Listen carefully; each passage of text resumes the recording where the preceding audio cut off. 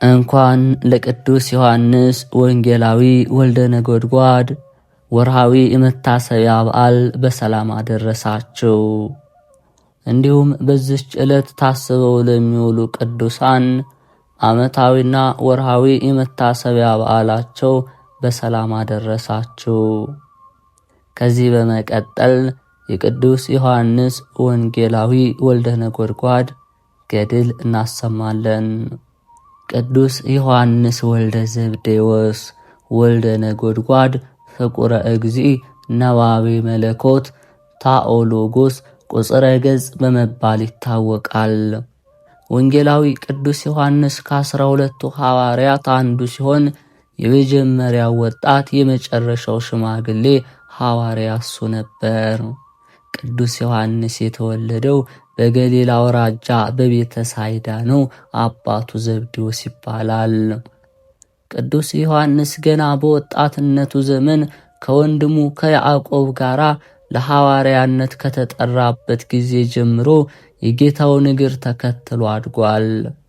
ወንጌላዊ ቅዱስ ዮሐንስ የጌታ ደቀ መዝሙር ከመሆኑ በፊት የመጥምቀ መለኮት የቅዱስ ዮሐንስ ደቀ መዝሙር ከነበሩት ደቀ መዛሙርት አንዱ ነው። ቅዱስ ዮሐንስ ለጌታውና ለፈጣሪው ለመድኃኔ ዓለም ክርስቶስ ባሳየው ልዩ ቀረቤታና ፍቅር ምክንያት ፍቁረ እግዚእ የሚል ስያሜን አግኝቷል። ፍቅሩንና ታማኝነቱንም ጌታ በተሰቀለ ጊዜ እሱን ያገኘኛል ብሎ ሳይፈራ ከእግረ መስቀሉ በመዋል በጽኑ እምነት አስመስክሯል። በመሆኑም ጌታችን ኢየሱስ ክርስቶስ በቀራንዮ በመጨረሻዋ ሰዓት ቅዱስ ዮሐንስን ከእመቤታችን ከቅድስት ድንግል ማርያም ጋር ከእግረ መስቀሉ ባየው ጊዜ እመቤታችን ቅድስት ድንግል ማርያምን እነሆ ልጅሽ ይርዳሽ ያጽናናሽ ብሏታል። ደቀ መዝሙሩ ቅዱስ ዮሐንስም እነኋት እናትህ ታጽናናህ ብሎታል። ክብር ምስጋና ይግባውና ጌታችን ኢየሱስ ክርስቶስ እነሆ ልጅሽ ይርዳሽ ያጽናናሽ ማለቱ እኛን ለቀረኑ ሕዝበ ክርስቲያኖች በቅዱስ ዮሐንስ አማካኝነት ለእመቤታችን መስጠቱን ደቀ መዝሙሩን ቅዱስ ዮሐንስን እነኋት እናትህ ታጽናናህ ማለቱ እኛን እመቤታችሁ እናታችሁ ቅድስት ድንግል ማርያም ናትና ታጽናናችሁ ተስፋ አለኝታ ትሆናችሁ ማለቱ ነው። ቅዱስ ዮሐንስ እንደ ጌታው ቃል እመቤታችን በቤተ ዮሐንስ 15 ዓመት ተቀምጣለች። ከዚህም ኃይለ ቃል እንደምንማረው እመቤታችን በቤተ ዮሐንስ እንደኖረች ሁሉ በልበ ምእመናን አድራ በሃይማኖት የምታጸና ምግባረ ሃይማኖትን ሕገ ትሩፋትን የምታሰራ ከልጇ ከወዳጇ ከመድኃኔ ዓለም ክርስቶስ ድህነተ ሥጋንና ድህነተ ነፍስን በረከተ ሥጋንና በረከተ ነፍስን የምታሰጥ መሆኗ ነው። ቅዱስ ዮሐንስ የጌታችን የኢየሱስ ክርስቶስን ትንሣኤ በተነገረ ጊዜ ቅዱስ ጴጥሮስን ቀድሞ ከመቃብረ ክርስቶስ ከጎልጎታ እንዲገኝ ያደረገው የፍቅሩ ጽናት ነበር። የቅዱስ ዮሐንስ የድንግልና ሕይወትም ረቂቁን ምስጢረ መለኮት ወይም ምስጢረ ሥላሴ ለማየት አስችሎታል። ምስጢረ ሥጋዌን አስተካክሎ አደላድሎ በመጻፍ አምልቶ አስፍቶ አስተምሯል። የፍቅረ እግዚአብሔርና የፍቅረ ቢጽን ጠቃሚነት በስፋት የጻፈ ቅዱስ ዮሐንስ። ቅዱስ ዮሐንስ ረቂቁን ምስጢር አጉልቶ አምልቶ አስፍቶ ያስተማረ በመሆኑም ቅድስት ቤተ ክርስቲያን እንዲህ ያለች ተወድሰዋለች። ባህረ ጥበባት አበልሳናት ንስር ሰራሪ ልዑለ ስብከት ዮሐንስ ወንጌላዊ ረአዩ ህውአት ሰባኪ ወንጌል መጋቢ ሃይማኖት ቀዋሚሃ ለቤተ ክርስቲያን ኮከበ ስርግው። ዮሐንስ ድንግል ባህረ ጥበባት የጥበባት ባህር የልሳኖች አባት ሰማያትን ሰንጥቆ የሚበር ንስር ምስጢራትን የሚያይ ወንጌላዊ ዮሐንስ ነገር ሁሉ በምስጢረ መለኮት የጣፈጠ የተቀመመ ነው። መምህረ ወንጌል የሃይማኖት መጋቢ የቤተ ክርስቲያን አለኝታዋ የተሸለመ ኮከብ ነው። ነደ እሳት በሆነ በሕፅነ መለኮት በንጽህና የታቀፈ ረቂቁን ምስጢረ መለኮት የሚያይ የሚመረምር የጥበባት ባህር ድንግሉ ቅዱስ ዮሐንስ እንደ መላእክት ድንቅ ሥራን ሠራ ትለዋለች። ቅዱስ ዮሐንስ በስሙ የሚጠራውን አራተኛውን ወንጌለ ክርስቶስ ሕዝብንና አሕዛብን ፍጡርና ፈጣሪን በብቃት ያገለገለ ታላቅ ሐዋርያ፣ ስለ ሥጋዊ ሕይወቱ ፍጻሜ ጌታችን ኢየሱስ ክርስቶስ እስከመጣ ድረስ ይኖር ዘንድ በወድስ ምን አግድሁ ብሎ ለቅዱስ ጴጥሮስ በነገረው መሠረት አልሞተም፣ በክብር ከቅዱሳን ጋር በአንድነት አለ እንጂ። መታሰቢያውም ወር በገባ በ4 ነው። ቅዱስ ዮሐንስ ፍቁረ እግዚእ አምላካችን ኢየሱስ ክርስቶስ በቅዱስ ወንጌሉ እንደነገረን በመንግሥተ ሰማያት ታላቁ ሰው ወንጌላዊ ዮሐንስ ነው። ቅዱሱ ሐዋርያ ከዘብዴዎስና ከማርያም በወፍልያ ተወልዶ በገሊላ አካባቢ አድጎ ገና በወጣትነቱ መድኃኔ ዓለም ክርስቶስን ተከትሎታል። ቅዱስ ዮሐንስ ከሐዋርያት ቀድሞ ጌታን ከመከተሉ ባሻገር በምንም ምክንያት ከጎኑ አይጠፋም ነበር። ስለ ንጽሕናውና በጎ የፍቅር ሕሊናው ሕፃን ሳለ በወንድሞቹ ሐዋርያት ዘንድ ሞገሱ ከፍ ያለ፣ ጌታችን ኢየሱስ ክርስቶስን እስከ እግረ መስቀሉ ድረስ በመከተሉ ድንግል እመቤታችንን ተቀብሏል። ከእርሷ ጋር ለ15 ዓመታት ቢቀመጥ መዝገበ ምስጢር ሆነ። እንኳን ከሰው ልጆች ይቅርና ከልዑላኑ መላእክት ማዕረጉ ከፍ አለ። ሰው ቢበቃ መላእክት ሊያይ ይቻለዋል። ቅዱስ ዮሐንስ ግን መላእክት ሊያዩት ይከብዳቸዋል። ከፍጥረት ወገን ከእመብርሃን ቀጥሎ ክቡር እርሱ ነው። ቅዱስ ዮሐንስ በታናሽቱ እስያ ለ7 አብያተ ክርስቲያናት መስበኩ ይታሰባል። ቅዱሱ ከጌታችን ዕርገት በኋላ ለ70 ዓመታት በዚህ ምድር ሲኖር አብዛኛው ጊዜውን ያሳለፈው በኤፌሶን አካባቢ ነው። ሕዝቡን ወደ ክርስትና ለማምጣት በአፍም በመጽሐፍም ደክሟል። 3 መልእክታት ራእዩንና ወንጌልን ጽፏል። ሕይወትን ስለሰበከላቸው በፈንታው ብዙ አሰቃይተውታል። ከእሳት እስከ ስለት እስከ መጋዝም በስተርጅና ደርሶበታል። እርሱ ግን በትዕግስቱ ገንዘብ አድርጓቸዋል። ቅዱሱ በኤፌሶን። ይህች ኤፌሶን የሚሏት ሀገር መገኛዋ በቀድሞዋ ታናሽ እስያ በአሁኑ ቱርክ አካባቢ ሲሆን ብዙ ሐዋርያት አስተምረውባታል። ያም ሆኖ የሚፈለገውን ያህል ለውጥ ያመጣች አልነበረችምና ቅዱስ ዮሐንስ ሊሄድ ተነሳ። ከደቀ መዛሙርቱ መካከልም ቅዱስ አብሮኮሮስን ወይም ከ72 አርድእት አንዱ የሆነውን አስከትሎ እየጸለዩ በመርከብ ላይ ተሳፈሩ። ሐዋርያት አበው መከረኞች ናቸውና ማዕበል ተነሳባቸው። በጥቂት ሀፍታም መርከባቸው በማዕበሉ ተበታተነች። ቅዱስ አብሮኮሮስ በስባሪ ላይ ተሳፍሮ ወደ አንዲት ደሴት ደረሰ።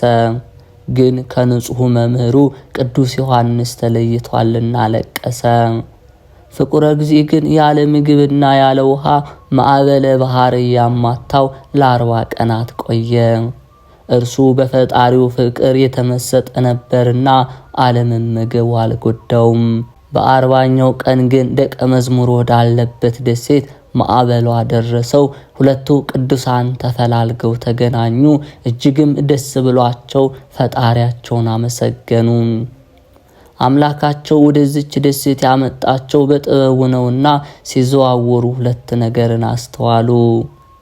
የደሴቷ ሁሉም ነዋሪዎች የሚያመልኩት ጣዖትን ነው። አብዛኞቹ ልዑላን የቤተ መንግሥት ወላጆች ናቸው። ሮምና የሚሏት አንዲት ሴት ደግሞ እነዚህን ሁሉ እየመገበች ታስተዳድራለች።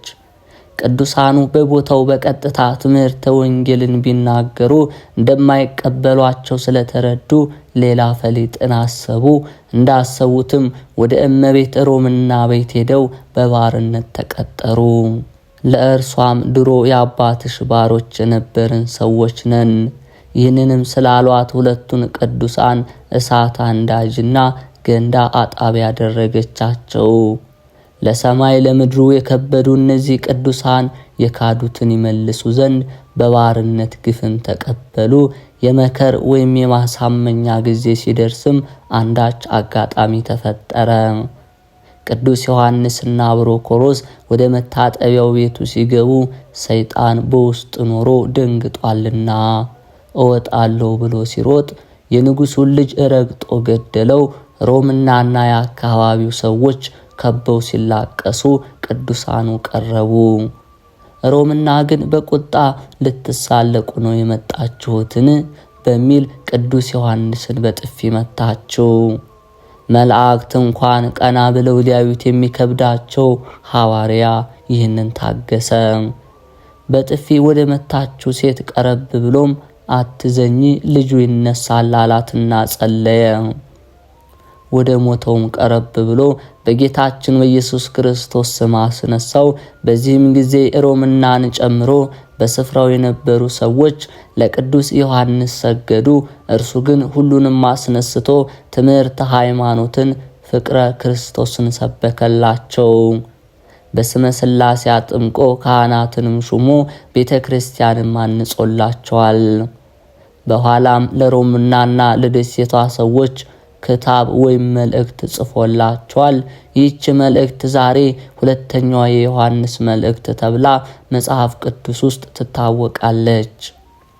ቅዱስ ዮሐንስ ቀጥሎ የተጓዘው ወደ ኤፌሶን ነው። በዚች ከተማ የምትመለክ አርጤምስ አርጢሞስ የሚሏት ጣዖት ነበረች። አርጤምስ ማለት መልክ የነበራት ትዕቢተኛ ሴት ስትሆን አስማተኛ ባሏ ነው እንድትመለክ ያደረጋት። ቅዱስ ጳውሎስ ብዙ ምዕመናንን ከእርሷ እንዲርቁ ማድረግ ችሏል። ጨርሰው ያጠፋት ግን ቅዱስ ዮሐንስ ነው። በቦታው ብዙ ግፍ ደርሶበት በርካታ ተአምራት አድርጓል። ቤተ ጣዖቱንም በተአምራቱ አፍርሶታል። የፍቅር ሐዋርያ ቤተ ክርስቲያን ቅዱስ ዮሐንስን የፍቅር ሐዋርያ ትለዋለች። ለ70 ዘመናት በቆየ ስብከቱ ስለ ፍቅር ብዙ አስተምሯል። ፍቅርንም በተግባር አስተምሯል። በየደቂቃውም ደቂቀ የተፋቀሩ በበይናቲክሙ ልጆች ሆይ እርስ በርሳቸው ተዋደዱ እያለ ይሰብክ ያስተምር ነበር። በተለይም ከፈጣሪው ክርስቶስ ጋር የነበረው ፍቅር ፍጹም የተለየ ነው። በዚህ ምክንያትም ጌታችን ኢየሱስ ክርስቶስ ባረገ ጊዜ እንዲህ ብሎታል። ለፍጡር ከሚገለጥ ምስጢር ከአንተ የምሰውረው የለኝም ብሎታል። ቀጥሎም በንጹሕ አፍ ስሞታል። ቅዱስ ዮሐንስ ከእመቤታችን ከድንግል ማርያም ጋር ልዩ ፍቅር ነበረው። እርሷ እንደ ልጇ ስትወልደው እሱ ደግሞ እንደ እናቱ ልቡ እስኪነድ ድረስ ይወዳታል። እስከ እግረ መስቀሉ ድረስ ተከትሎ ያገኛት እመቤቱ ናትና። ከዚህ ሁሉ ጸጋና ማዕረግ የመድረሱ ምስጢር ድንግል ማርያም ናት።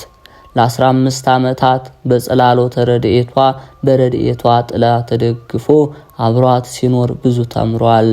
ከመላእክት በላይ ከብሯል። ከንጽህናዋ በረከት ተካፍሏል። ስለ ድንግል ማርያም ነገረ ማርያም የሚል ድርሰት ሲኖረው የሰኔ ጎለጎታንም የጻፈው እርሱ ነው። ድንግል ባረፈች ቀንም ልክ እንደ ልጇ ክርስቶስ እርሷም ስመው ታቅፈው አርፋለች። ታላቁ ቅዱስ ዮሐንስ ሐዋርያ ዕድሜው 90 ዓመት በሆነ ጊዜ በዚች ዕለት ተሰውሯል። ከዚያ አስቀድሞም የዓለምን ፍጻሜ ተመልክቷል። ዛሬ ያለበትን የሚያውቅ ቸር እግዚአብሔር ብቻ ነው። እናት ቤተ ክርስቲያን ቅዱስ ዮሐንስን ስትጠራው እንዲህ ነው። ወንጌላዊ ሐዋርያ ሰማዕት ዘእንበለ ደም አቡቀለምሲስ ምስጢራትን ያየ ታኦሎጎስ ነዋቤ መለኮት ወልደ ነጎድጓድ ደቀ መለኮት ወምስጢር ፍቁረ እግዚ ርእሰ ደናግል የደናግል አለቃ ቁጽረ ገጽ ዘረፈቀ ውስጠ ጽኑ ለኢየሱስ ከጌታ ጎን የሚቀመጥ ንስር ሰራሪ ልዑለ ስብከት በቅዱስ ዮሐንስ ላይ ያደረ የእመቤታችን የድንግል ማርያምና የአንድ ልጇ ፍቅር በእኛ ላይ ይደር። ቅዱስ ዮሐንስን የወደደ ጌታችን ኢየሱስ ክርስቶስ በፍቅሩ ይጠግነን፣ ከእናቱ ፍቅር አድርሶ በሐዋርያው በረከት ያስጊጠን። በጌታ ኢየሱስ ክርስቶስ መስቀል አጠገብ እናቱ የእናቱ እህት የቀሌዮጳ ሚስት ማርያም መግደላዊት ማርያም ቆመው ነበር። ጌታ ኢየሱስ እናቱን ይወደው የነበረውን ደቀ መዝሙር ባጠገቡ ቆሞ ባየ ጊዜ እናቱን አንቺ ሆይ እነሆ ልጅሽ አላት። ከዚህ በኋላ ደቀ መዝሙሩን እናትህን ነኋት አለው። ከዚህ ሰዓት ጀምሮ ደቀ መዝሙሩ ወደ ቤት ወሰዳት። ከቅዱስ ዮሐንስ ወልደ ነጎድጓድ በረከት ረድኤት ያሳትፈን በእውነት። የልዑል እግዚአብሔር ቤተሰቦች ከዚህ በመቀጠል የቅዱስ ዮሐንስ ወንጌላዊ ወልደ ነጎድጓድ መልኩን እናሰማለን። ያለ ፍጹም መጉደል ጸጋና ሞገስን ለተመላ ስም አጠራር ሰላምታ ይገባል። ቅዱስ ዮሐንስ ሆይ ስጋዊ ደማዊ ስትሆን መልአክ ነህ። የራእይህን ትርጓሜ ሕጉን አውቅና እረዳ ዘንድ የጥበብ ምንጭ እንደ ተከዜ ወንዝ ሙላኝ። ቅብአ ክህነትን እንደ ተቀባ እንደ አሮን የሚጣፍጥ ሽቶ የአርያም ጠል ለሆነው ለራስ ጠጉር ሰላምታ ይገባል። ምድራዊ ስትሆን ሰማይን የምትገዛው ቅዱስ ዮሐንስ ሆይ ባጠገቡ ወደ ተቀመጥህ ወደ መምህርህ የኔ ባሪያህን ድህነት ማልድ፣ የዓለምን ይቅርታ ማልድ። የእግዚአብሔር በግ የተባለ የእግዚአብሔር ወልድ መንበር በላዩ ላይ ለተሰራ ራስ ሰላምታ ይገባል። በገጽታ ንስር የተባልክ ኪሩብ ዮሐንስ ሆይ በሰማያውያንና በምድራውያን በረከት መምህር ደግነህና ባርከኝ። በአምላክ ክርስቶስ ስቅለት ጊዜ የደም ግባቱ ልምላሜ ለተወለገ ፊት ሰላምታ ይገባል። መልአክ ቅዱስ ዮሐንስ ሆይ በጠዋትና በማታ እኔ አንተን እተማመናለሁ። በኃጢአት የሻከርሁ እኔን ያድነኝ ያለሰልሰኝ ዘንድ የተመሰገነ የፊት ደም ግባት በፊቴ ላይ ይፍሰስ። የርግብ ዓይኖችን ለሚሸፍኑ አንዱና ለሁለቱ ቅንድቦች ሰላምታ ይገባል። ክርስቶስ የሚወድህ ደቀ መዝሙር ዮሐንስ ሆይ የጨለማ ገዢ የሆነ ነፍሳትን የሚያድን ወይም የሚያጠምድ ጋኔን ቅንድቦች ያሸንፉ ዘንድ በቅንድቦች ተማጽኛለሁ። በሰባቱ የወርቅ መቅረዞች መካከል መምህር ክርስቶስን ለተመለከቱ ዓይኖች ሰላምታ ይገባል። ነባቤ መለኮት የክህነትና የመንግሥት ግንድና ቅርንጫፍ ዮሐንስ ሆይ ከምስራቅ ምዕራብ እንዲርቅ እንዲሁ የአንተን ጽድቅ የኔን ኃጢአት ያርቅ። ሰባቱን የነጎድጓድ ነገሮች ሰባቱን አጽርሐ መስቀል ያዳምጡ ዘንድ ለነቁ ጆሮች ሰላምታ ይገባል። ከመላእክት ጋር ስምም የሆንክ ዮሐንስ ሆይ ጠላቱን እንዳሸነፈ ሰው ከንጽህና ሳጥንህ የብርሃን መጽሐፍና የተሸሸገ መናን ስጠኝ። ስለ ክርስቶስ ጽፋት ወይም መመታት በሃናና በቀያፋ አደባባይ በመመታት በመከራ ለተገዙ ጉንጮች ሰላምታ ይገባል። በእሳት ማንደጃ ቤት ለሮምና የተገዛ ዮሐንስ ሆይ የአንተን ጸሎት ደመናን ተሻገረች የሚል ዜና በልቤ ውስጥ አስርጽ አብቅል። ጣፋጭ ሆነ የአርያም ዕጣንን ላሸተቱ የሥጋ መስኮቶች ለሆኑ አፍንጫዎች ሰላምታ ይገባል። በጥበብ ጎዳናዎች የሄድክ ዮሐንስ ሆይ ከታሰረበት እንደሚፈታ ጥጃ እኔንም ከኃጢአት ማሰሪያ ፈታኝ፣ ለአንተም ምርኮ አድርገኝ። ባለሟልነት እንደ ውሃ ምንጭ ለሚፈሳቸው ከንፈሮች ሰላምታ ይገባል። በጌታ ክርስቶስ መሳም በቀለም እንደተነከረ ግምጃ ተነክረዋል ተባርከዋልና። አቡ ቀለምሲስ የተባልክ ቅዱስ ዮሐንስ ሆይ ከተመሰገነው መስዋዕት ከንፈሬን ታስነካልኝ ዘንድ ና፣ በከንፈሮች አበሳና እርክስና በስተዋልና። ዋዕዩ ወይም ግለቱ ሳያቃጥለው የመለኮት አፍ ለሳመው አፍ ሰላምታ ይገባል። ፍጥሞ በምትባል ደሴት ምስጢርን ያየ ቅዱስ ዮሐንስ ሆይ የራእይህን ትርጓሜ ማንበብ መተርጎም እችል ዘንድ የአንደበትህን ማኅተብ በእኔ ላይ ፍታልኝ፣ ግለጥልኝ። የአባቶችን ትራፊ ላልበሉ ላላኘኩ እንደ ወተት ነጫጭ ለሆኑ ጥርሶች ሰላምታ ይገባል። የተላከ ሐዋርያና ነቢይ ቅዱስ ዮሐንስ ሆይ ንግግሬ የጣፈጠና ያማረ ይሆን ዘንድ ጨው ንግግርህ አልጫው አንደበቴን ያጣፍጠው። ሁለት መንገዶችን ለሚናገር አንደበት ሰላምታ ይገባል። እነዚህም አንዲቷ የሕይወት አንዲቷ የሞት ናቸው። የእውቀትን ባህር የምትዋኝ የቋንቋዎች አባት ቅዱስ ዮሐንስ ሆይ ከነዚህ ከሁለቱ መንገድ ሕይወት በተሰኘችው ውሰደኝ፣ ከአንተ ዘንድ የምመኛት ይህች ናትና። የተመሰገነ ወንጌልን ካስተማሩ ከሦስቱ ወንጌላውያን ይልቅ ነገሩ ልዑል ከፍ ላለ ቃል ሰላምታ ይገባል። የእግዚአብሔር ወዳጅ ብፁዕ ዮሐንስ ሆይ በቃል ትእዛዝ ከኔ ላይ ክፉ የመከሩ ጠላቶችን ትበትንልኝ ዘንድ ልመናዬን በፊትህ አደርሳለሁ። ሕይወትን ለሚተነፍስ እስትንፋስ ሰላምታ ይገባል። ዳግመኛም የክህነትን ሥልጣን ለሚሰጥ የእስትንፋስ በረከት ሰላምታ ይገባል። የጥበባት ባህር መምህር ዮሐንስ ሆይ በሁለተኛ ልደት የተቀበልኩትን የቀድሞ በንፋት ያገኘሁትን ጸጋዬን የተመሰገነ እስትንፋስ አድሰው። ከማር ከሶከር ይልቅ አነጋገሩ ለሚጣፍጥ የትንቢት ምንጭ ለሆነ ጉሮሮ ሰላምታ ይገባል። አባት ዘብዴዎስን ከነመረቡ ጥለ የተከተለ ቅዱስ ዮሐንስ ሆይ ሕገ ወንጌልን ለወገኖቹ የምታስተምር የእግዚአብሔር በሥጋ የቅርቡ ዘመድ ነህ። እንደ አማረ ጸንቶ ይኖር ዘንድ እግዚአብሔር ለመረጠው አንገት ሰላምታ ይገባል። የጥበብ ጌታ የኢየሱስ ባለሟል የወንጌል ሰባኪ ቅዱስ ዮሐንስ ሆይ አምላክ በመስቀል ላይ እነኋት እናትህ እንዳለ በመንግሥተ ሰማይ እናትህ ማርያም ከአንተ ጋር ናት። ከሰማይ ዙፋን ሳይጎድል የልዑል እግዚአብሔር መቀመጫ ለሆነ ትከሻ ሰላምታ ይገባል።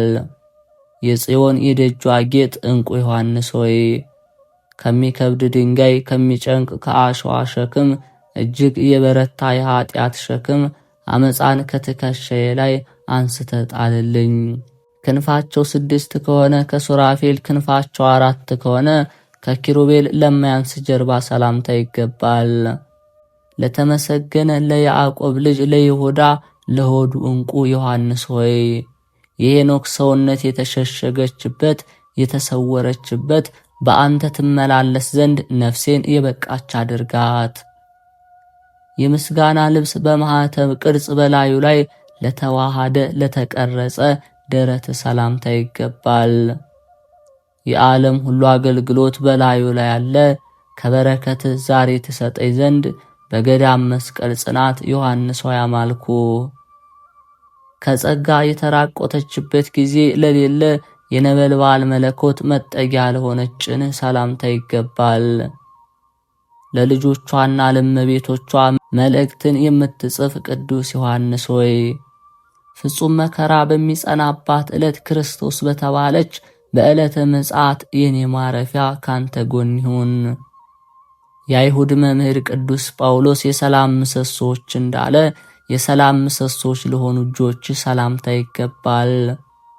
የነጎድጓድ ልጅ መብረቅ ዮሐንስ ሆይ የነፍስን መርከብ ሞገድ እንዳያውክ ከባድ ከሆነ ከበደል ማዕበል በእጆች ወልውለኝ አንጻኝ። በፍቅረ ቢጽና በፍቅረ እግዚአብሔር በእነዚህ ሁለቱ ኦሪትና ነቢያት ጸንተው ይኖራሉ ብለ ያስተማርህ የገሊላው ዮሐንስ ሆይ ለተመሰገነ ክንድ ሰላምታ ይገባል። ለየዋህ በግ ከተኩላት አድነኝ ዘንድ እኔ በጸሎት በተዘረጋ ክንድ ማጸናለው። በምስጋና አደባባይ ለሚቆሙ የ60 ኃይለኞች ኃይል ላለው ኩርና ሰላም ላለው እንደ አንበሳ ልቤ የተማመነ ጽኑ ዮሐንስ ሆይ በመረብ አስግረው አሳን እንደሚያወጡ በደል ከሞላበት ከዓለም ባህር እኔን አውጣኝ። 10,000 በመልአኩ ክንድ የሆነውን እንደ አንድ ክንድ አድርጎ ለከነዳ ክንድ ሰላምታ ይገባል። የሰማይ በር ተከፍቶ የተመለከተ ቅዱስ ዮሐንስ ሆይ ለጠላቶች የመዘባበቻ እንዳልሆን የአንተ ክንድ የምትደግፍህ ትሆነኝ። እግዚአብሔር ወልድን በሥጋዊ ወራት ለዳሰሰ መሃል እጅ ሰላምታ ይገባል። የእግዚአብሔር ጸጋ የተሰጠ ቅዱስ ዮሐንስ ሆይ ከመሃል እጅ በታች ራሴን አደርጋለሁ። ከብርና ከወርቅ ይልቅ የአንተን መሃል እጅ መርጣለሁ። የምትወደው የጋይዮስን ሥራዎች ለጻፉ ጣቶች ሰላም እላለሁ። ለማስተማርና ለመስበክ የተላከ ቅዱስ ዮሐንስ ሆይ በተንኰልና በክፋት ክብሩን ጥሎ ከተዋረደ ከዲያብሎስ በጸሎት ጠብቀኝ። ከአስሩ ጣቶች ጋር ለተስማሙ ለእጆች ጣቶች ሰላምታ ይገባል። የነገደ ይሁዳና የነገደ ሌዊ ካህን ዮሐንስ ሆይ በፍዳና በበቀል ዕለት ነፍሴን የሰለጠነች አድርጋት። በጸሎተ ሐሙስ በእራት ጊዜ የነበልባል ጎን መጠጊያው ለሆነ ጎን ሰላምታ ይገባል። ከተመረጡ ወገኖች የተመረጥህ ቅዱስ ዮሐንስ ሆይ ከተመሰገነ አባት አንደበት የወጣች የአንተ እህት የሆነች ጥበብ በኔ ላይ ትደር እጽፍ ድርብ ትሆን። መጽሐፍን መብላት ባመረረቻት ፈንታ ለአፍ ለምትጣፈጥ ሆድ ሰላምታ ይገባል። ከብዙዎች የተመረጥህ ቅዱስ ዮሐንስ ሆይ ከጥምና ከረሃብ ሀገር ወደ ተድላና ወደ ደስታ ሀገር በክንፈ ጸጋ ውሰደኝ። ዕብራውያን ሰቅለው በገደሉት በመምህርህ በኢየሱስ መተማመኑን ላልተው ልቦና ሰላምታ ይገባል። በድንግልናና በንጽሕና ያጌጥህ ቅዱስ ዮሐንስ ሆይ ነፋስ ከምድር ላይ ትቢያን እንደሚጠርግ በጸሎትህ ኃይል ጠላቶችን ሁሉ ጥረግልኝ፣ አጥፋልኝ። የቤት ዕቃዎችን በመብራት እንደሚፈተኑ እንደሚፈለጉ ክርስቶስ ለፈተናቸው ኩላያቶች ሰላምታ ይገባል። ሰርዲስ በምትባል ቦታ መልአክ እያሉ የሚያመሰግኑህ ቅዱስ ዮሐንስ ሆይ በሰባቱ አብያተ ክርስቲያናት መልቶ ያለ መንፈስ የአንተ ጸጋ ነውና የተሰጠ ይህ ጸጋ በእኔ ላይ ይደርብኝ። መልካምን እንጂ ክፉን ለማያስብ ሕሊና ሰላምታ ይገባል። የሙሴ ትእዛዝ የሆነ የብሉይና የአዲስ ኪዳንን የምትጽፍ ቅዱስ ዮሐንስ ሆይ ሐሳቤ ሰማይ እንዲደርስ ዘዘው፣ ያም ባይሆን ጠማማ እንዳይሆን እርዳው። ክርስቶስ ፈጣሪ በመስቀል ላይ ተሰቅሎ ባየው ጊዜ በሐዘን ነበልባል ለተቃጠለ አንጀት ሰላምታ ይገባል። በእውነትና በቅንነት የምታመልከው ቅዱስ ዮሐንስ ሆይ ያን ጊዜ ከቤተልሔም እስከ ቀራንዮ ተከተልከው። ለወለደችው ለድንግል እናቱም መታዘዝን እንቢ ያልክ አይደለም፣ በትሕትና ታዘዝክ እንጂ። እግዚአብሔር እርሱ የተሰወረውን የሚያውቅ ለመረመረው ውስጣዊ ሰውነት ሰላምታ ይገባል። የክርስቶስን ከድንግል መወለድ የሰበክ ቅዱስ ዮሐንስ ሆይ ለእኔ ለባሪያ የቀናውን መንገድ ምራኝ፣ ወደ ቤትህ እንድገባ ፍቀድልኝ። የይቅርታና የርኅራኄ ውሃ ፈጽሞ ለማይለየው የንብቲራ ወይም ማሰሮ አምሳል ለሆነ እንብርት ሰላምታ ይገባል። እንደ ቀደመችይቷ ደብተራ ኦሪት የምትጣፍጥ ሽቶ ዮሐንስ ሆይ የጨለማ አበጋዞች ከሆኑ ጠላቶቼ በጸሎት ጠብቀኝ። በላዬ ላይ መከራ እንዳያመጡም በጸሎት ሰውረኝ። በመምህርህ በኢየሱስ ቅንዓት መታጠቂያና በቅድስና መታጠቂያ ላጌጠ ወገብ ሰላምታ ይገባል።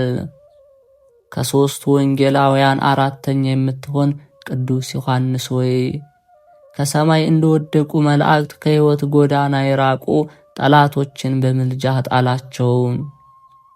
በምሰሶ አምሳሌ ሥጋህን አዳራሽ ላነጹና ላጸኑ ታፋዎች ሰላም ላለው። በማስተዋልና በንጽሕና የመላእክት ወዳጅ ሆንክ ቅዱስ ዮሐንስ ሆይ በቤትና በመንገድ አውሬ እንዳይነጥቀኝ ለበግህ ጠባቂ ሆነኝ። የክርስቶስን ወንጌል የሰበክ ቅዱስ ዮሐንስ ሆይ ለጉልበቶች ሰላምታ ይገባል። የመልኩ ጸዳል እጅግ ለሚያስደንቅ መልአክ በሰገድህ ጊዜ የጌቶች ባሪያ ነኝና ለኔ አትስገድልኝ፣ ስግደትስ ለአምላክ ይገባል በማለት መልአክ ክብርህን ገለጠልህ እኮን። በክርስቶስ መነሳት ጴጥሮስን እስኪቀድሙት ድረስ ግስገሳላ ብዙ እግሮች ሰላምታ ይገባል።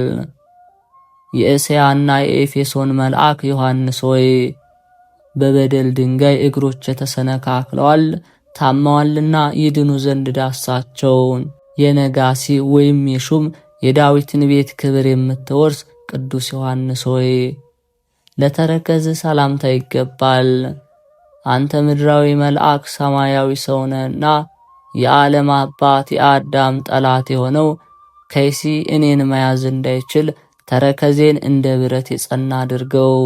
በፍርድ አደባባይ ከጌታ ኢየሱስ ጋር በቆመ ጊዜ ዝንባሌ ለሌለው መክየድ ሰላምታ ይገባል።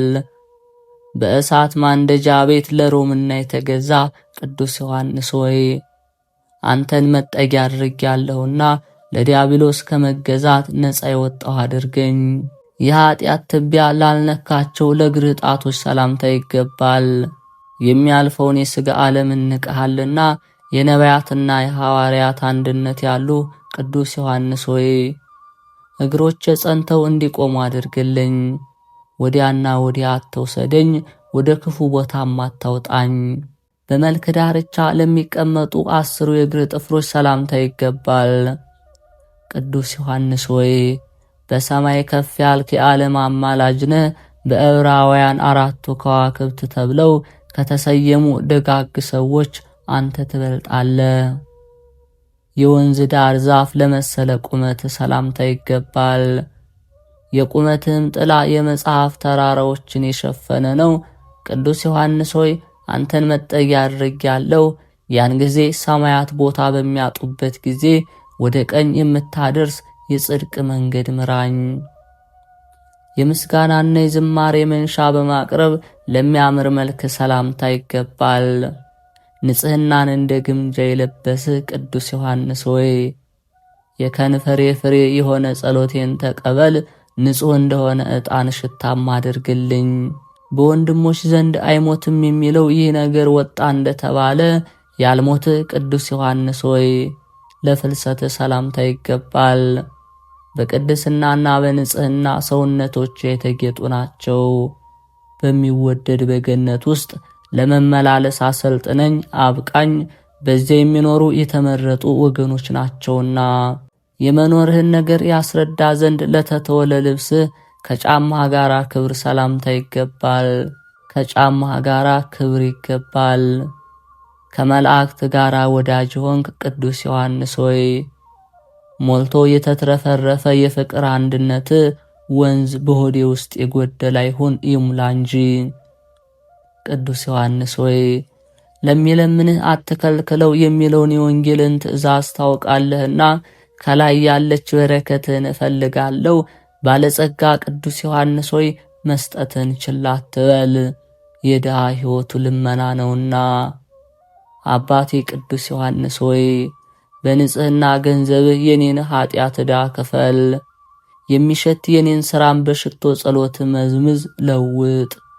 መሥዋዕት የምታሳርግ ክቡር ዮሐንስ ሆይ እኔን ለመባረክ ከወንድሞች ሐዋርያት ጋራና በልቦናዬ ውስጥ ፍቅርህ ሞልቷልና። የኢየሱስ ክርስቶስ ወዳጅ ወልደ ነጎድጓድ ዮሐንስ ሆይ አቡ ቀለምሲስ የተባለ ክቡር ዮሐንስ ሆይ ሰላምታ ይገባሃል። የሐዲስ ሥርዓት ሐዋርያ ዮሐንስ ሆይ በቤተ መንዳድ ለደረሰብህ መከራ ሰላምታ ይገባል። በትዕግስት የሮምናን ቁጣ ችለ የሞተውን ልጅ አስነሳ ቅዱስ ዮሐንስ ሆይ ሰላምታ ይገባሃል። መከራን የምትታገስ ቅዱስ ዮሐንስ ሆይ እንዳንተ ያለ በምድር ማን ነው? ክብርን የተመላ ቅዱስ ዮሐንስ ሆይ ሰላም ላንተ ይሁን እያልኩ በምስጋናዋና በእንቢልታ የቤተ ክርስቲያን የጉባኤዋ መሪ እንሆ አደንቅሃለሁ። በምስጋናና በመሐሌት የመላእክት ወዳጅ ሆንክ እውነተኛ ቅዱስ ዮሐንስ ሆይ ሰላም ላንተ ይሁን። ቅዱስ ዮሐንስ ሆይ ለሚልህ የመልክ ደም ግባት ምን ያምር፣ የስምህ አጠራርስ ምን ይጣፍ። አራተኛውን ወንጌል የጻፈ ቅዱስ ዮሐንስ ሆይ ሰላምታ ይገባሃል። ኮል የተባለ የምስጋና መዓዛ በሰው ሁሉ አፍንጫ በጎ በጎ ሸተተ። ንስር የተሰኘ ቅዱስ ዮሐንስ ሆይ ልዑል ከሆነ ከሰማይ ተዋህዶ ያ ቃል ሥጋ ሆነ በእኛም አደረ እያልክ በርህና። የእግዚአብሔር ወልድ እናቱ የድንግል ማርያም ባለሟል ቅዱስ ዮሐንስ ሆይ በዘጠኙ ሊቃናት አርአያ ሰላምታ አቀርብልሃለሁ። የከንቱ ጸጋ ዋጋ ያልተከፈለበትን ክብር አድለኝ። አቤቱ የቅዱስ ዮሐንስ ወልድ ነጎድጓድ አምላክ ሆይ ከክፉ ነገር ጠብቀኝ፣ ከነፍስ ከሥጋ መከራ አድነኝ፣ ሰውረኝ፣ በሰው ዘንድ መወደድን ስጠኝ፣ ቤቴን ንብረቴን የቀና አድርግልኝ። ከቅዱስ ዮሐንስ ወንጌላዊ ወልደ ነጎድጓድ በረከት ረድኤት ያድለን፣ በተሰጠው ቃል ኪዳን ይጠብቀን፣ አሜን። ጌታችን ኢየሱስ ክርስቶስ ለዮሐንስ የገለጸለት ምስጢር። ይህ አምላካዊ ምስጢር ጌታችን አምላካችን መድኃኒታችን ኢየሱስ ክርስቶስ ከባሕሪ አባቱ ከአብ ከባሕሪ ሕይወቱ ከመንፈስ ቅዱስ የአይን ጥቅሻ ስንኳ ሳይለይ በዚህ ዓለም ከኖረ በኋላ ወደ ሰማይ ከማረጉ በፊት ለደቀ መዝሙሩና ለሐዋርያው ለዘብዴዎስ ልጅ ለዮሐንስ የነገረው ነው። ጌታ ኢየሱስ ክርስቶስም በዚያን ጊዜ 12ቱን ደቀ መዛሙርት መረጠና እውነተኛ ሐዋርያት አደረጋቸው። ክብርት የምትሆን ምስጢሩን ገለጸላቸውና ጴጥሮስን በእነሱ ዘንድ ሾመላቸውና መንጎቼን በጎቼን ጠብቅ አለው። ስውሩንና ግልጹንም ምስጢር ገለጸለትና የመንግሥተ ሰማያትን መክፈቻ ቁልፍ ሰጠው። በጸሎቱ ብዙ ድውያንን እስኪፈውስ ድረስ ሁል ጊዜ የሚጠብቀው ቅዱስ መንፈስ ጰራቅሊጦስን ከሰማያዊ አባቱ ጋር ገልጦ አሳየው። ብፁዕ ወቅዱስ የሐዋርያት አለቃ ፈጣሪው የገለጸለትን ምስጢር ሁሉ የክርስቲያኖች መሰብሰቢያ ድንኳን በምትሆን በሮም ሀገር ከእሱ በኋላ ሊቀ ጳጳስነት ለተሾመ ለደቀ መዝሙሩ ለቀለሜንጦስ ነገረው። ቀለሜንጦስም በ8 ታላላቅ የመጽሐፍት አርእስት ሰጥቶ ጻፋቸው። ዮሐንስም ከፈጣሪው የተገለጸለትን ምስጢር ከመጽሐፍት ቁጥር አስገብቶ መጽሐፍቱን ሁሉ በሮም ሀገር አስቀመጣቸው። ከዚህ በኋላ ቅዱሳን ሐዋርያት ተሰባስበው ከነዚህ አምላካዊ ምስጢራት መጽሐፍትን አንዱን ስንኳ የሚያቃልል ቢኖር እንዲሁም ቅዱስ ዮሐንስ የጻፈውን ምስጢረ መጽሐፍ ማስተዋል የሌላቸው ወደ አሕዛብ የሚያወጣውን ሁሉ አወገዙ። የመጽሐፉንም ስም ሁለተኛ ተረፈ ወንጌል ይባላል። ዮሐንስም እንዲህ አለ። እኔን መጽሐፍ የጻፍኩት ፈጣሪ በገለጸልኝ ልዩ ምስጢር መሰረት ነው። በውስጡም ጌታ ያደረጋቸው ልዩ ልዩ ተአምራት ያየሁትንና የሰማሁትን በወንጌል ሳይጻፉ የቀሩትን በሦስቱ ወንጌላውያን መጽሐፍትም የተዘነጉትን ሁሉ ጻፍኩ። እነሱ ጌታችን አምላካችን መድኃኒታችን ኢየሱስ ክርስቶስ ካደረጋቸው ተአምራት አብዛኛውን ገልጸው አልጻፉትም። የወንጌል ቃል በመብዛቱ ምክንያት ልባቸው የሰነፈ አሕዛብ ከሃይማኖታቸው ጉድለት የተነሳ እንዳይቀበሉት ያውቃሉና። እነሆ መጽሐፍት እንደተናገሩት እግዚአብሔር ለመላእክቶቹና ለነቢያቶቹ ያልገለጸላቸውን ምስጢር በፍጻሜ ዘመን ለተወለዱ ሕፃናት ገለጸው። የተመረጠ ሐዋርያ ዮሐንስም ስለዚህ ነገር መንፈስ ቅዱስ ባናገረው መሰረት በወንጌሉ መጀመሪያ አስቀድሞ እንዲህ አለ። ቃል አስቀድሞ ነበረ፣ ቃልም በእግዚአብሔር ዘንድ ነበር፣ ይህም ቃል እግዚአብሔር ነበር። እርሱ በመጀመሪያ በእግዚአብሔር ዘንድ ነበረ። ሁሉ ነገር በእርሱ ተፈጠረ። ከተፈጠረውም ሁሉ አንድም ነገር ያለ እርሱ የተፈጠረ የለም። በእርሱ ሕይወት ነበረች፣ ይህችም ሕይወት የሰዎች ብርሃን ነበረች። ብርሃኑን በጨለማ ያበራል፣ ጨለማውም ከቶ ብርሃኑን አያሸንፈውም። ዳግመኛም መጽሐፍ እንዲህ አለ። እግዚአብሔር ታላቅ ነው፣ ስሙም ገናና ነው። ዓለምን ፍላጎቱን ለማሟላት አልተፈጠረም፣ ወይም የጌትነቱን ክብር ከፍ ለማድረግ ፍጥረቱን ሁሉ አላስገኘም። ይህ ስለሱ ለእግዚአብሔር አይደለም። እሱ ዓለም ከመፈጠሩ በፊት በጌትነቱ ክብር ያለ ምስጋናውም ሳይጓደል የነበረ ነው እንጂ። እግዚአብሔር ግን ሰውን በመውደዱ ዓለምን ፈጠረ። ፍጥረትም ሁሉ ሥራውን አይቶ ኃይሉን ያውቅ ዘንድ ለዘለዓለሙ ምስጋና በባህሪው እንዳለ ችሎታው ባገዛዙ በእነሱ ዘንድ ይታወቅ ዘንድ ፍጥረታትን ሁሉ ፈጠረ። ልዑላኑን ብርሃኑን ሰማያትን የፈጠረ የጌትነቱን ዙፋን ከሁሉ በላይ የዘረጋ ስሙን ይቀድሱ ዘንድ የቅዱሳን መላእክትን ጭፍራ እየወገናቸው የፈጠረ እሱ እግዚአብሔር የተመሰገነ ታላቅ ፈጣሪ ነው። እሱን ያመሰግኑበት ዘንድ ልዩ ልዩ የምስጋና አይነት አዘጋጀ። ከጌትነቱ ዙፋን ፊት ብርሃንን አደረገ። ዳግመኛ የጌትነቱን ዙፋን የሚሸከሙ 40 እንስሳ የተባሉ መላእክትን መረጠ። ኪሩቤል የተባሉ ክንፍ ያላቸው መላእክትም አሉ። ሱራፌል የተባሉ ለእያንዳንዳቸው 6 ክንፍ ያላቸው መላእክት አሉ። እነሱም የእግዚአብሔር የጌትነቱ ነጸብራቅ እንዳያንጸባርቅባቸው በሁለት ክንፋቸው ፊታቸውን ይሸፍናሉ፣ በሁለት ፊታቸው እግራቸውን ይጋርዳሉ። በሁለት ክንፋቸው በፊታቸው አንጻር ይበራሉ። በየራሳቸው ቅዱስ ቅዱስ ቅዱስ አሸናፊ እግዚአብሔር ሆይ የጌትነት ምስጋና በሰማይ በምድር የመላ ነው እያሉ አሰምተው በታላቅ ቃል ጮኸው ያመሰግናሉ። ከነሱም ምስጉን የሆነ የእግዚአብሔር ስምን የሚያመሰግን አለ፣ የሚዘምር አለ፣ የሚያመሰግን የሚያከብር አለ። ልዑል እግዚአብሔር እሱን በፍጹም ምስጋና ያመሰግኑት ዘንድ ያማረ የተወደደ አንደበት ሰጣቸው።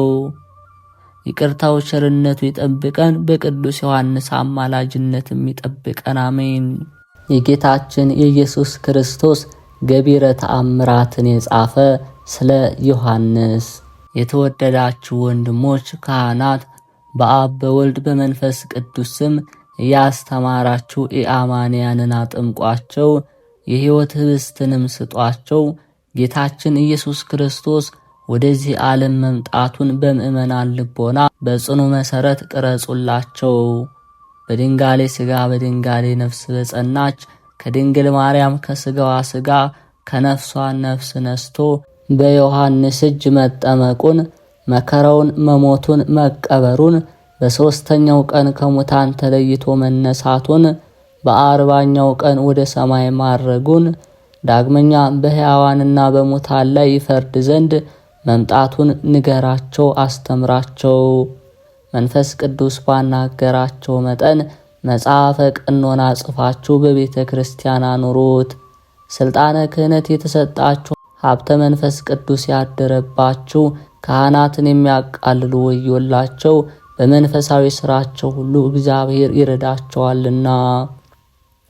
በድንጋሌ ሥጋ በድንጋሌ ነፍስ የጸናች የብርሃን እናቱ ድንግል ማርያም የጌታ ኢየሱስ ክርስቶስ የነገራትን ምስጢር ሁሉ ጳውሎስ ለተባለ ለሳውል ገለጠችለት። ጴጥሮስ የተባለ ስምዖን፣ ኬፋም ከአዳምና ከሔዋን ጀምሮ አባትና እናቷ እስከ ኢያቄምና ሐና ድረስ ያለውን በድንጋሌ ሥጋ በድንጋሌ ነፍስ የጸናች ክብርት እመቤታችን የትውልድ ሀገር ለደቀ መዝሙሩ ለቀለሜንጦስ ገለጠለት። ቀለሜንጦስም ይህንን ጽፎ ስሙን መጽሐፈ ምዛል አለው። ትርጓሜውም የታሪክ መዝገብ ማለት ነው። ከዚያም በታላቁ ሀገር በሮሜ መዛግብተ ጥበብ በሚባል ቤተ መጻሕፍት አስቀመጠው። ጳውሎስም ዳግመኛ በድንጋሌ ሥጋ በድንጋሌ ነፍስ ከጸናች ከብርሃን እናቱ ከድንግል ማርያም የሰማውን ምስጢር ነገረው። በአርፋስጎስ በኤፌሶን በምትገኝ ባሉ ጣዖት አምላኪዎች ላይ ገዢ ለሚሆን ለዲዮናስዮስ ነገረው።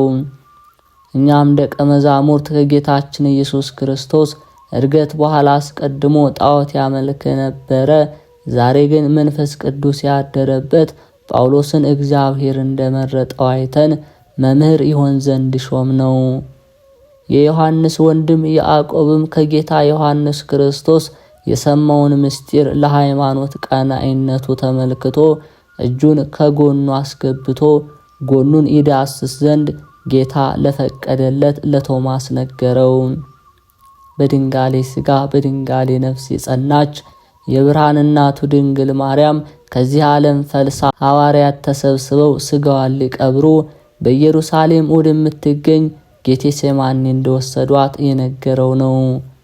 እመቤታችን አርፋ ሥጋዋን በቀበርንበት ጊዜ እሱ ህንደኬ ስለነበር እኛ ጋር አልመጣም ነበርና፣ ስጋዋን ቀብረን በመቃብሯ አካባቢ ተሰባስበን ሳለ እሱ በደመና ተጭኖ መጣ።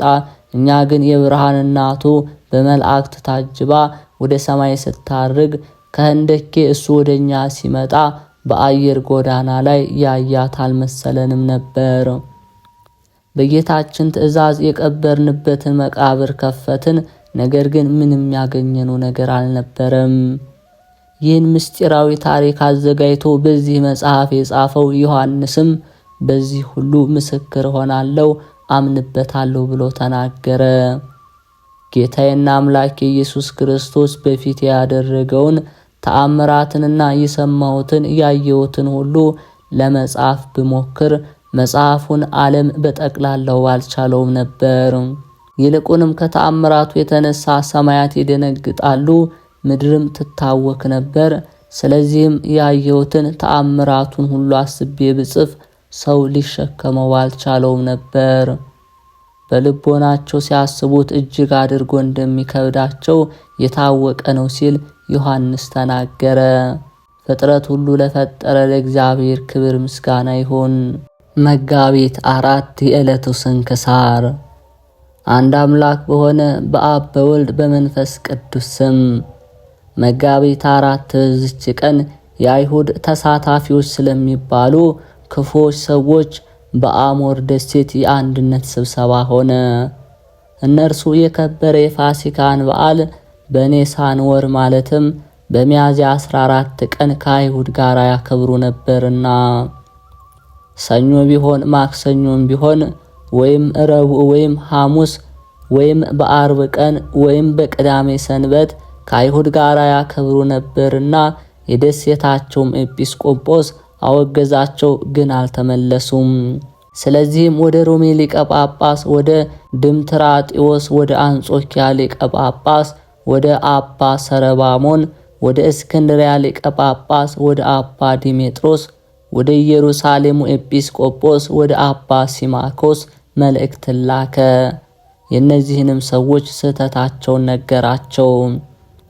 አራቱ ሊቃነ ጳጳሳት ከነርሱ እያንዳንዳቸው የከበረ የፋሲካ በዓልን በእሁድ ቀን ካልሆነ በቀር ከአይሁድ በዓልም በኋላ ካልሆነ በቀር አታድርጉ የሚል መልእክት ላኩ። ይህንንም ትእዛዝ የሚተላለፈውን ከምእመናን እንዲለይ ያወገዙ። በዚህም ጉባኤ 18 ኤጲስቆጶሳት ተሰበሰቡ። እነዚያንም ሕግ ለዋጮች አቅርበው የሊቀ ጳጳሳቱን መልእክቶቻቸውን በፊታቸው አነበቡ። ከነርሱም ከከፋች ምክራቸው የተመለሱ አሉ፣ በስህተታቸውም ጸንተው የቀሩ አሉ። ረግመውና አውግዘውም ከምእመናን ለዩአቸው። አባቶቻችን ቅዱሳን ሐዋርያትም የክብር ባለቤት ጌታችን ኢየሱስ ክርስቶስ የተነሳበትን ዕለተ ፋሲካን ያለ እሁድ ቀን የሚያከብር እርሱ በበዓላቸው ከአይሁድ ጋር ተሳታፊ ነውና ከምእመናን የሚለይ ብለው እንዳዘዙ እንዲሁ የፋሲካ በዓል በዕለተ እሁድ እንዲከበርና ሕጉም ጸንቶና ተወስኖ እንዲኖር ተሰራ። እግዚአብሔር ከሰይጣን ስህተት ይጠብቀን። በተጋድሏቸውና በትሩፋታቸው ደስ ባሰኙት በቅዱሳን ጸሎትም ከወጥመዶችና ከሸንገላው ያድነን ለዘላለሙ አሜን።